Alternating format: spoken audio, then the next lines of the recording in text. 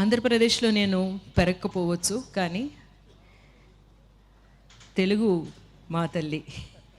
నేను చిన్నప్పుడు యశోద కృష్ణ అనే ఒక పిక్చర్లోనే కృష్ణుడిగా యాక్ట్ చేశాను. నేను ఎప్పుడో అంటూ ఉంటానన్నమాట, నన్ను కన్న తల్లి దేవకి నా తెలుగు తల్లి, నన్ను పెంచిన తల్లి యశోద మా తమిళ తల్లి అని. ఏ తల్లి అయినా తల్లే కదా. సరే, నేను ఇక్కడికి ఎందుకు వచ్చాను? ఇక్కడేమో మీకు అందరికీ ఇక్కడికి రావడానికి, మాట్లాడడానికి చాలా చరిత్ర ఉంది. వాళ్ళ కుటుంబాలు, వాళ్ళు నడిచి వచ్చిన బాట, వాళ్ళు పాడే పాటలు, మీ అందరితోటి ఒక అవినాభావ సంబంధం వాళ్ళకందరికీ ఉంది. ఈ శ్రామికుల ఉత్సవం చాలా ముఖ్యమైన ఈ ఉత్సవంలో నేను వచ్చి మాట్లాడడం ఏమిటి అని ఒక క్వశ్చన్ అందరికీ ఉంటుంది, ప్రశ్న అందరికీ ఉంటుంది.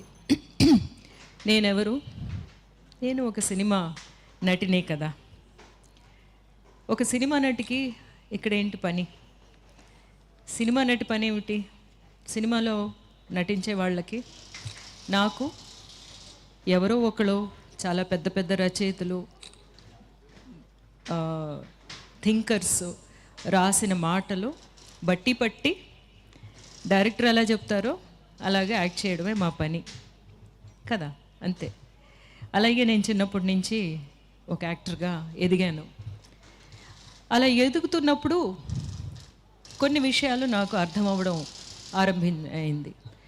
ఎప్పుడంటే, నేను ఒక స్త్రీని, ఒక ఆడదాన్ని అని ఈ సమాజం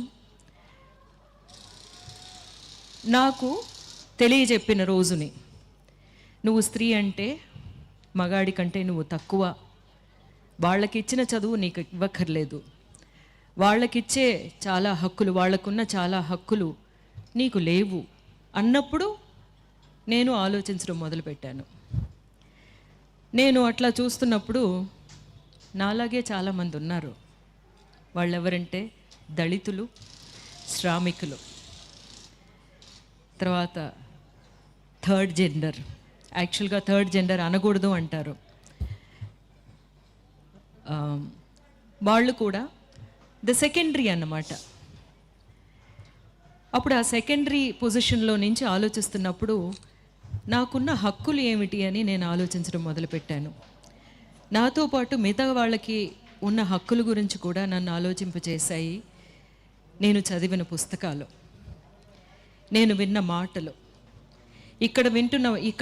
ఇక్కడ పాడిన పాటలు, ఇక్కడ మాట్లాడిన మాటలన్నీ వింటున్న ఈ చిన్నారులు, వాళ్ళ జీవితంలో ఇవి ఎప్పుడు మర్చిపోలేరు. వాళ్ళ జీవితంలో ఎటువంటి పనులు చేసినా సరే, వాళ్ళు డాక్టర్ అవ్వచ్చు, టీచర్ అవ్వచ్చు, లేకపోతే ఏ పని చేయకుండా ఇంట్లో ఉండి పిల్లల్ని చూసుకునే పని చేసిన వాళ్ళకు కూడా అయ్యి ఉండొచ్చు. కానీ వాళ్ళందరిలోని, వాళ్ళ మనస్సుల్లో ఏముంటుందంటే, మనకి సమానత్వం కావాలి అనే ఒక్క మాట మాత్రం ఉంటుంది. సమానత్వం లేదు అన్నది నాకు తెలిసింది. అప్పుడు ఆ సమానత్వం గురించి నేనేం చేయాలి అని ఆలోచించడం స్టార్ట్ చేసినప్పుడు అన్నమాట, నేను ఇంకా ఈ సమానత్వం గురించి పాటుపడిన, ఈ సమానత్వం గురించి ప్రాణాలు వదిలిన, ఇంకా అందరికీ సమానత్వమైన సమాజాన్ని చూడాలి అని పాడుపడుతున్న వాళ్ళందరినీ నేను గమనించడం, వాళ్ళ దగ్గర నుంచి నేర్చుకోవడం ప్రారంభించాను. నేను స్కూల్కి వెళ్ళలేదు, కాలేజీకి వెళ్ళలేదు, యూనివర్సిటీస్కి వెళ్ళలేదు, కానీ ఈ సమాజమే నాకు పెద్ద కాలేజీ, నాకు పెద్ద. ఈ సమాజంలో నేను నాకని కొంతమంది గురువుల్ని ఎంచుకున్నాను. వాళ్ళెవరంటే, మా తమిళనాడులోని పెరియార్ అనే ఒక రిఫార్మిస్ట్, అన్నా అనే రిఫార్మిస్ట్. ఆ తర్వాత చాలామంది మాటలు నాకు, అంబేద్కర్, చాలామంది మాటలు నాకు చాలా నచ్చాయి. అంటే నన్ను ఆలోచింపచేశాయి, నన్ను ప్రశ్నలో అడగింపచేసాయి, నన్ను ప్రశ్నింపచేసింది. నాకు ఇచ్చిన ఒక విషయాన్ని, ఆ పాత్ర, నాకు ఒక స్త్రీ అనే పాత్ర ఇచ్చేశారు కదా ఈ సమాజం. ఆ స్త్రీ ఎలా ఉండాలి అనే ఆ పాత్ర ఎలాగా మనకందరికీ ఎలాంటి విషయాలు నేర్పిస్తున్నారు చిన్నప్పటి నుంచి? పెరుగుతున్నప్పుడు ఏమంటారు? ఇలా కూర్చోవాలి, ఇవన్నీ వంటలు నేర్చుకోవాలి, ఈ పనులన్నీ నేర్చుకోవాలి. ఎందుకు? నువ్వు ఇంకొకళ్ళ ఇంటికి వెళుతున్నావు కదా, అక్కడ మా పేరు నిలబెట్టాలి, తల్లిదండ్రుల పేర్లు నిలబెట్టాలి నువ్వు. అందుకని ఒక ట్రైనింగ్ సెంటర్లోని ఒక అమ్మాయిని ట్రైన్ చేస్తున్నారు ఇంకొక చోటకి వెళ్ళడానికి కదా. ఇప్పుడు వీటన్నిటినీ నేను ప్రశ్నించాలి అనే ఒక మాట వచ్చింది. నేనే ఎందుకు ఈ పనులన్నీ చెయ్యాలి అని ఒక డౌట్ వచ్చింది.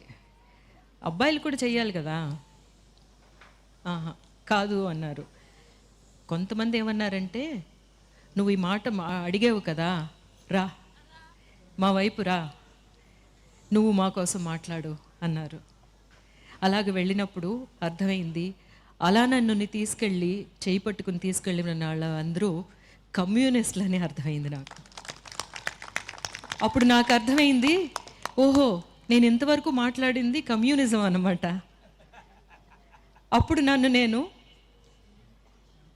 నా కామ్రేడ్స్ తోటి చేయి కలిపాను.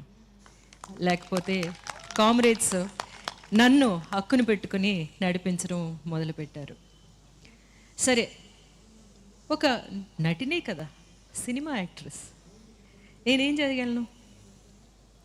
నేను చేయగలిగింది ఒకటి ఉంది అని అర్థమైంది.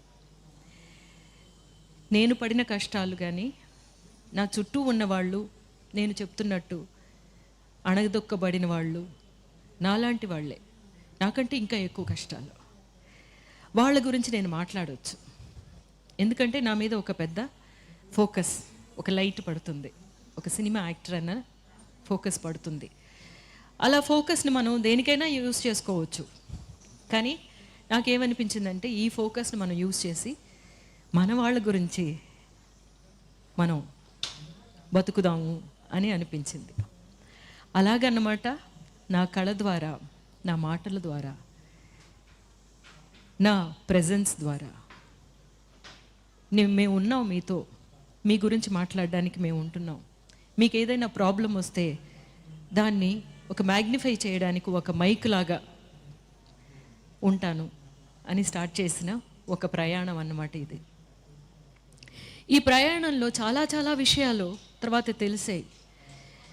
అణగదొక్కబడే వాళ్ళ గురించి, అణగదొక్కే వాళ్ళు ఏమిటేమిటి చేస్తున్నారు అని, ఏ విషయాలన్నీ మనకి ఎదురుగా తిప్పుతున్నారు అనేది. అంబేద్కర్ ఏం చెప్పారంటే, ఒక కుటుంబంలో, ఒక సమాజంలో ఉన్న స్త్రీని మనం ఎట్లా నడుపుతున్నామో, తనని ఎట్లాగా ఏ దారిని పట్టించాలి అనే విషయంలోని ఎక్కువగా అందరూ ప్రయత్నిస్తున్నారో, ఆ విషయాలన్నీ మారిస్తే చాలు మన సమాజం చాలా సమానత్వమైన సమాజం అయిపోతుంది అని చెప్పి. దానికి కారణం ఏంటంటే, ఒక స్త్రీ ఒక కుటుంబంలోని అన్నీ చెప్పి పెంచుతుంది. ఒక కొడుకు కూడా నువ్వు ఈ పని చెయ్యొద్దు, ఆడదే ఈ పని చెయ్యాలి అంటే అమ్మని నమ్ముతున్నాడు కొడుకు. కానీ మీరిద్దరూ కలిసి పని చేయాలరా అని అమ్మ చెప్పి పెంచిందనుకోండి, వాళ్ళు అలా పెరుగుతారు కదా. అలా ఎందుకు చేయించలేదు ఒక స్త్రీని అని ఆలోచిస్తే, 4 విధాలుగా స్త్రీని వాళ్ళ చెప్పు చేతుల్లో పెట్టుకోవాలి అన్నది. ఎవరు? అధికారం చేతుల్లో పెట్టుకోవాలి అనుకున్న వాళ్ళందరూ స్త్రీని తన చెప్పు చేతుల్లో పెట్టుకోవాలి అనే కొన్ని దారులు. ఒకటేం చేశారంటే, తనకి చదువు చెప్పించకూడదు. చదువు చెప్పిస్తే ఏమవుతుంది? మనతో పాటు సమానంగా మాట్లాడుతుంది, క్వశ్చన్ చేస్తుంది కదా. చదువు చెప్పించకూడదు. ముందుగానే బాల్య వివాహం చేసేస్తే తనకిష్టమైన వాడిని ప్రేమించడం అనే ప్లేస్కి వెళ్ళదు. తర్వాత తనకిష్టమైన వాడిని పెళ్లి చేసుకోవడానికి అస్సలు ఆ ప్రసక్తే లేకుండా చెయ్యాలి. ఒకవేళ ఏదో ఒక విధంగా విడో అయ్యిందనుకోండి, మగాడైతే రీమ్యారేజ్ ఉంది, కానీ ఆడది చేయకూడదు. ఇంకొక విషయాన్ని, ఒక చాలా పెద్ద ఒక మాయని ఇచ్చారు. దేవుళ్ళు ఉన్నారు, దేవుళ్ళ తర్వాత దేవుడు నీ భర్త మీ అనమాట. అప్పుడు వాళ్ళు ఏం చెప్తున్నారో అవన్నీ నువ్వు చెయ్యాలి. చేయకపోతే ఏమవుతుంది? దేవుణ్ణి నువ్వు ధిక్కరించినట్టు, నీ మతాన్ని నువ్వు ధిక్కరించినట్టు, నీ సంస్కృతిని నువ్వు ధిక్కరించినట్టు అని ఒక మాయలోని స్త్రీని పెడితే ఏం చేస్తుంది? మన కుటుంబం బాగుండాలి అంటే పొద్దున్నే లేవాలి, అందరికంటే ముందు లేవాలి, అందరికంటే తర్వాత పడుకోవాలి అన్నది. ఇలాంటివే. సో ఇవన్నీ మీరు క్వశ్చన్ చేయండి అని అన్నారు అంబేద్కర్. నేనెందుకు చదువుకోకూడదు? నేనెందుకు మిమ్మల్ని ఒక ఫస్ట్గా పెట్టి నన్ను నేను సెకండరీగా ఎందుకు ఆలోచించాలి? దానికి మీరు యూజ్ చేస్తున్న ఒక టూల్ ఏమిటి, ఒక ఆయుధం ఏమిటి? ఆ ఆయుధం మీకు దేవుడి నమ్మకం ఉన్నది అందరికీ వాళ్ళ చాలా చాలా ప్రైవేట్ విషయం అన్నమాట. ఒక ప్రేమలాగా దేవుడి భక్తి ఉన్నవాళ్ళు, వాళ్ళకి అది కావాలి అనుకుంటే ఆ నమ్మకం వాళ్ళు ఉండొచ్చు. కానీ అది మిగతా వాళ్ళ మీద రుద్దడం, కానీ అందులో ఇలా చెప్పారు, ఇందులో నువ్వు ఇలా ఉంటేనే నువ్వు చాలా పెద్ద పత్ని వ్రతవి అనే విషయాలన్నీ చెప్పేసి మనల్ని అట్లా. కానీ మీరు ఇవన్నీ అర్థం చేసుకోండి. ఈ విషయాలన్నీ ఎందుకు పెట్టారు? ఎందుకంటే ఒక కులంలోంచి ఇంకో కులంలోకి వెళ్ళకూడదు, వాళ్ళని పెళ్లి చేసుకోకూడదు, చేస్తే ఏమవుతుంది అనేది ఇంకా మన ఇండియాలో జరుగుతూనే ఉన్నాయి కదా. అప్పుడు ఇవన్నీ మనం సరిచేసే ఒక విషయం ఒక స్త్రీ చేతిలో ఉంది. ఆ స్త్రీ ఈ 4 విషయాలని అర్థం చేసుకుని మనల్ని అణగదొక్కడానికి చేసిన విషయాలే ఇవి అని అర్థం చేసుకుంటే చాలు. నెక్స్ట్ 2-3 జనరేషన్లోనే అందరినీ మనం ఒక విధమైన ఆలోచనలోకి తీసుకురాగలం. సరే, ఈరోజు ఇది చాలా ఇంపార్టెంట్గా, నేను నిన్న ఒక జెండర్ ఈక్వాలిటీ గురించి మాట్లాడారు అన్నారు, కానీ నేను ఇక్కడికి వచ్చింది ఒక స్త్రీగా మీతో మాట్లాడాలి అన్న ఒక కారణం కూడాను. ఇవన్నిటినీ మనం ఇప్పుడు ఇంత శ్రామికులు ఉన్నారు, వాళ్ళ గురించి అన్న అన్న అన్న అనే పాటలు పాడారు, కానీ ఎవరైనా ఒక అక్క అని పాటలు పాడారా అని ఎప్పుడూ ఆలోచిస్తూ ఉంటాను నేను. ఎన్ని పాటలు అన్న, ఆయన మాత్రమే శ్రమిస్తాడా? ఆయన శ్రమించి వచ్చి ఆ డబ్బులు తీసుకొస్తున్నారు. అహోరాత్రులు ఇంట్లో శ్రమించే అక్కని పట్టించుకోడు. మనం జీతాలు లేని శ్రామికులమే కదా, పుట్టుకతో శ్రామికులమే, అవునా? ఎందుకలా అవ్వాలి? అవ్వక్కర్లేదు. నువ్వు కూడా వంటింట్లోకి వెళ్ళి ఆ బియ్యం నీళ్ళలో పోస్తే ఆ బియ్యం ఉడుకుతుంది. ఆడదాని చేయి తగితేనే ఆ బియ్యం ఉడుకుతుందా? ఆ బియ్యం అంటుందా నీతో? నువ్వు మగాడివి, నీ చేతితో వేస్తే నేను అన్నం అవ్వను, ఆడ చెయ్యి తగిలితేనే నేను అన్నంగా ఉడుకుతాను అని అంటుంది? అది లేదు కదా. సో నెక్స్ట్ జనరేషన్కి మనం చెప్పాల్సిన విషయాలు ఇవన్నీ అని మన కామ్రేడ్స్కి కూడా అప్పుడప్పుడు చెప్తూ ఉండాలి అన్నమాట. అది మిగతా శ్రామికుల గురించి ఇన్ని గొంతు దించుకొని పాడేవాళ్ళు, మా గురించి కూడా ఇంట్లోకి వెళ్ళి కొంచెం పనులు చేసి పెట్టండి. ఇప్పుడు సమీపంలో గర్ల్ ఫ్రెండ్ అని ఒక పిక్చర్ చూస్తుంటారు. ఆ పిక్చర్లో ఉన్న ఒక్క సీను, మీ ఇళ్ళకి వెళ్ళితే మీ అమ్మో, మీ అక్కో, మీ అత్తో, వాళ్ళందరూ ఆ క్యారెక్టర్లో కనిపిస్తారు కదా. అప్పుడు మీరు ఇక్కడ బయటకు వచ్చి ఇంత అభ్యుదయ భావాలు మాట్లాడుతున్న వాళ్ళు కూడా ఇంటికి వెళ్ళినప్పుడు మీరు ఎలా ఉన్నారు మీ మీ ఇంట్లో ఉన్న శ్రామికులతోటి అనేది ఆలోచించండి. చాలామందిని నేను చూశాను, ఇంట్లోనే అందరికీ అన్ని పనులు పంచుకుని చేసుకునే చాలా కుటుంబాలని నేను చూశాను.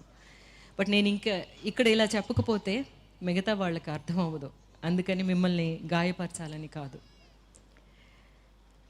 ఈరోజు తీసుకున్న ఒక ముఖ్యమైన విషయం గురించి కూడా మాట్లాడాలి.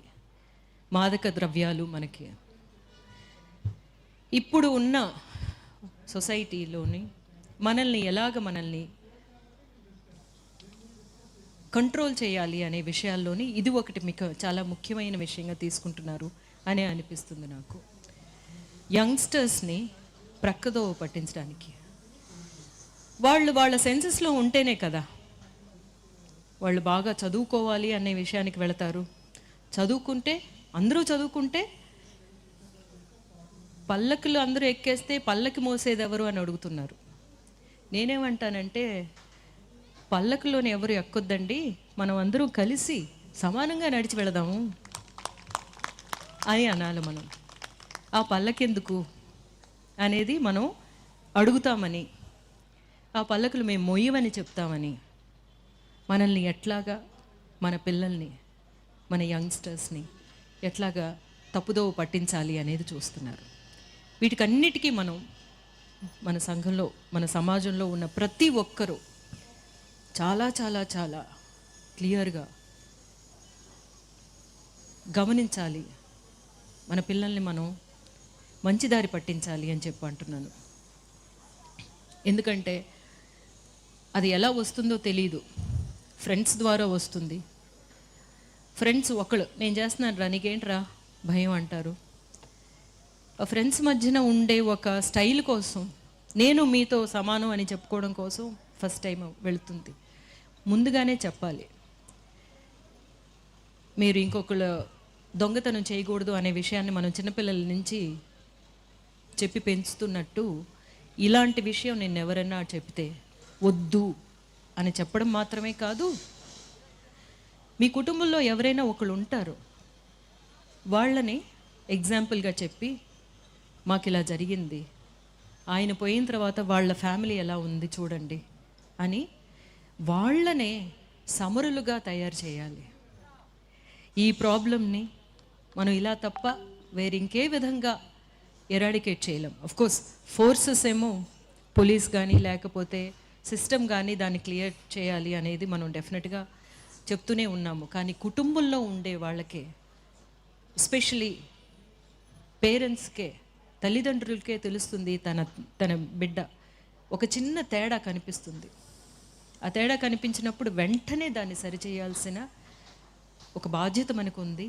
మనం చెయ్యాలి, ముందుగానే చెప్పాలి. ఎట్లాగా బట్టలు వేసుకుని వెళ్ళాలి, నువ్వు బయటికి నగ్నంగా వెళ్ళకూడదు అని చెప్తున్నాం కదా, అది మనం చెప్పే కదా. It's a behaviour, learned behaviour. మన మనుష్య జాతికి అంతా లర్న్డ్ బిహేవియర్ అనమాట. ఇప్పుడు మనం అందరం చీరలు కట్టుకుంటున్నాం, కానీ లండన్లో వెళ్తే వాళ్ళు చీరలు కట్టుకోవట్లేదు. సో మనకి ఇక్కడ అలవాటు, ఈ అలవాటు కాబట్టి మనం కట్టుకుంటున్నాం. వాళ్ళు షార్ట్స్ వేసుకుంటున్నారు, అది వాళ్ళకి అలవాటు. లేకపోతే స్కర్ట్ వేసుకుంటున్నారు, గౌన్లు వేసుకుంటున్నారు, అది వాళ్ళకి అలవాటు. మనకి ఈ భాష కూడా మన అలవాటే, మన తల్లిదండ్రుల ద్వారా వచ్చింది. అలాగే మన అలవాట్లు కూడా డెఫినెట్గా మనమే ముందుగా చెప్పాలి, వాళ్ళని క్లియర్ చేయాలి, మంచి త్రోవ పట్టించాలి. అది చాలా ఇంపార్టెంట్. మా అబ్బాయితో నేను అదే అన్నాను. ఎందుకంటే దీనివల్ల బాగా ఎఫెక్ట్ అయింది మా ఫ్యామిలీ, మీకు తెలిసిన విషయమే.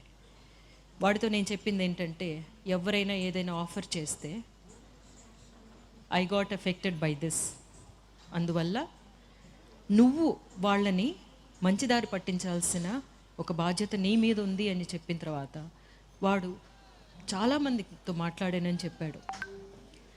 అదే మనం చేయాల్సింది. ఎవరు అఫెక్ట్ అవ్వాలని కాదు, మన కుటుంబంలో ఎఫెక్ట్ అయిన వాళ్ళు ఎవరైనా ఉంటే వాళ్ళని ఎగ్జాంపుల్గా చెప్పి, ఆ త్రోవకి వెళ్ళకూడదమ్మా, దానివల్ల జరిగే కష్ట నష్టాలు ఏమిటి అనేది అర్థం చేసుకునేలా చేసి చిన్నప్పటి నుంచి మనం చెప్పామనుకోండి, పేరెంటింగ్ అనేది వాళ్ళు వింటున్నారో లేదో, డెఫినెట్గా చాలా క్లిష్టమైన పరిస్థితి వచ్చినప్పుడు మనం చెప్పే ఆ అడ్వైజే వాళ్ళు తీసుకుంటారు అనేది పేరెంటింగ్ నిపుణులు చెప్తారన్నమాట. అందువల్ల వాళ్ళు విన్నట్టే ఉంటారు పిల్లలు, కానీ అలా వినలేదేమో అనుకోకుండా మీ చెప్పాల్సిన విషయాలు చెప్తూనే ఉండండి అని చెప్పేసి. సో మన నెక్స్ట్ జనరేషన్ ఒక క్లీన్ జనరేషన్గా ఎదగాలి అంటే మన ప్రతి ఒక్కరి చేతిలోని తీసుకోవాల్సిన బాధ్యత ఉంది అనేది గుర్తు చేస్తూ ఇక్కడ నన్ను ఆహ్వానించినందుకు మురళి గారికి అందరికీ ధన్యవాదాలు చెప్పుకుంటూ, మొదటిసారిగా ఆంధ్రాకి వచ్చి మన విషయాలు మాట్లాడడానికి ఒక సందర్భం దొరికినందుకు అందరికీ కృతజ్ఞతలు చెప్పుకుంటూ, రేపటి నుంచి జరగబోతున్న ఈ వేడుక చాలా పెద్ద మార్పులు తీసుకురావాలి. ఆ మార్పులు మనల్ని చూసి చాలా భయపడుతున్నారు, అది మీకు అర్థమవుతుందో లేదు. ఎందుకంటే వరవర్రావు గారినేమో జైల్లో వేస్తున్నారు. ఎందుకు? ఏ ప్రాబ్లము ఏమీ లేకుండానే ఎందుకు జైల్లో పడేస్తున్నారు? వాళ్ళు ఏం చేశారు అంటే వాళ్ళ చేతిలో కలం ఉంది, వాళ్ళు మాట్లాడే మాటలు ఉన్నాయి. ఇవి వినేసరికి అందరికీ పెద్ద పెద్ద ఉత్తేజాలు వచ్చేస్తాయి. నిజాలు మాట్లాడుతున్నాం మనం కదా, అందుకని భయం. కానీ మనం భయపడం, ఎందుకంటే మనం మాట్లాడేది మన జీవిత ఆశయాలన్నీ ఈ మాటలు మాట్లాడలేని వాళ్ళ గురించి కాబట్టి. వాళ్ళు వచ్చి మాట్లాడగలిగితే ఈ మాట్లాడలేరు కాబట్టి వాళ్ళ హక్కుల గురించి పోరాడడానికి మనం ఉన్నాం. డెఫినెట్గా మనం అందరం ఉన్నాము అన్న ఒక పెద్ద హామీ ఇస్తూ ఈ వారం రోజులు జరిగే మహాసభలు ఆ హామీలో చాలా పెద్ద ఒక విషయంగా ఉంటుంది. అదొక పెద్ద హామీ అని తెలియపరుచుకుంటూ విజయవంతం కావాలి అని అభినందిస్తూ thank you so much. Hit TV app, ఇందులో short news, live news, entertainment shows, movies, digital magazines తో పాటు మీ జిల్లా వార్తలను కూడా ఫ్రీగా చూడొచ్చు. ఇంకెందుకు ఆలస్యం, వెంటనే హిట్ టీవీ యాప్ ని డౌన్లోడ్ చేసుకుని ఫ్రీగా ఎంటర్టైన్మెంట్ పొందండి. Hit TV app. Hit TV app. Please download hit TV app. Hit TV app ని ఫ్రీగా డౌన్లోడ్ చేసుకుని ఎంజాయ్ చేయండి. మీకు నచ్చిన ఎంటర్టైన్మెంట్ కోసం హిట్ టీవీ యాప్ ని ఫ్రీగా డౌన్లోడ్ చేసుకుని ఎంజాయ్ చేయండి. హిట్ టీవీ యాప్ ని డౌన్లోడ్ చేసుకుని ఆస్వాదించండి, ఆశీర్వదించండి. ఇంతమంది సెలబ్రిటీలు హిట్ టీవీ యాప్ ని డౌన్లోడ్ చేసుకోండి అని చెప్తున్నారంటే ఎంత మంచి యాప్ ఆలోచించండి. అమెరికా అమెరికా అమెరికా అమెరికాలో చదవాలనుకునే వాళ్ళకి విశ్వసనీయమైన పేరు మన శౌర్య కన్సల్టెన్సీ. UK లో 1 year masters, UK లో 1 year masters, 2 years work permit up to 5 years visa. Contact Saurya Consultancy. Contact 89851 89851.